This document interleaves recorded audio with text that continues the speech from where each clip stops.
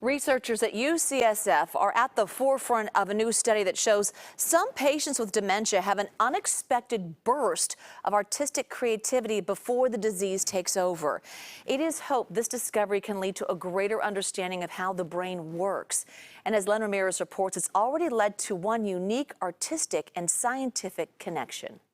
So this is a very visual region of the brain. Dr. Bruce Miller is a professor of neurology at UCSF and one of the world's top experts in studying dementia. He's worked with patients for decades, including a man named Jack, who has since passed but created this painting, which hangs in Dr. Miller's office. What's remarkable is that Jack never painted before. Jack was a banker with little interest in art, who suddenly became an obsessed artist. Dr. Miller has identified a number of patients with frontal temporal dementia who were affected in the same way, including the patient who made this out of scrap metal before his disease took over. People who were not visual before become very visually preoccupied. And that's what happened to Anne Adams, a gifted biologist from British Columbia who began painting 10 hours a day as her dementia progressed. She painted stones she remembered from a nearby seashore, the withering of a leaf, and a visual representation of pie.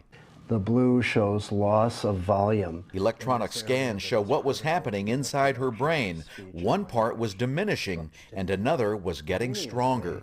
We see increased volume in the posterior parietal lobe, and this is the area of the brain that we think is so critical for producing visual art.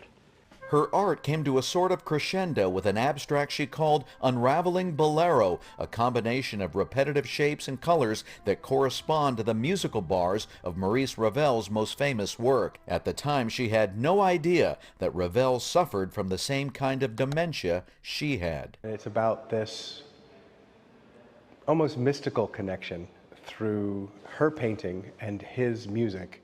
The connection between Anne and Maurice, painting, music, and dementia, also struck a creative chord with Los Angeles playwright Jake Broder. That's the experiment. His onstage version of Unraveling Bolero tells the story and was recently performed with a discussion on dementia at the San Francisco Conservatory of Music.